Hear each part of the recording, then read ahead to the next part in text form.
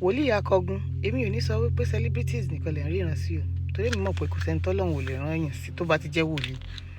Ṣùgbọ́n mo mọ̀ wípé ẹni tọ́lọ́run ò bá rán tó bá jíṣẹ́ ègbé ni fún, ẹni tọ́lọ́run bá dẹ̀ rán tí ò bá jíṣẹ́ ègbé ni fún náà. So I know that you know what you are saying when you come out, and so I'm not going to castigate you.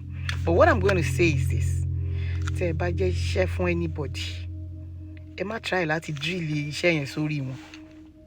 Don't try to make them follow that your prophecy hook, line and sinker, because not everybody will follow. Ọ̀tọ̀ làwọn tó máa gbà tó máa ṣiṣẹ́ lórí ẹ̀, ọ̀tọ̀ làwọn tí ò ní believe tó máa gbà ta ló ràn, ọ̀tọ̀ dẹ̀ làwọn tó ṣe wípé tán bá gbọ́ wọ́n sì máa lọ gbàdúrà even though ẹ lè má rí reaction wọn á jọ pé wọ́n ṣe nǹkan. So ẹ má dára yín láàmú. Iṣẹ́ Olúwa tẹ́ bá ṣe ni kẹ́ ẹ ṣe tiyín. Tẹ́ bá ti ṣe tiyín, ẹ gbàgbé pé bóyá ẹ fẹ́ bá wọn jà, àbẹ fẹ́ bú wọn, àbẹ fẹ́ jẹ́ kó máa pè kàn rí pọ̀n rí yín torí pé ẹ jíṣẹ́ fún wọn. Ẹ jẹ́ kó rọrùn parí iṣẹ́. Ọlọ́run ló ní iṣẹ́ ọwọ́ ẹ̀.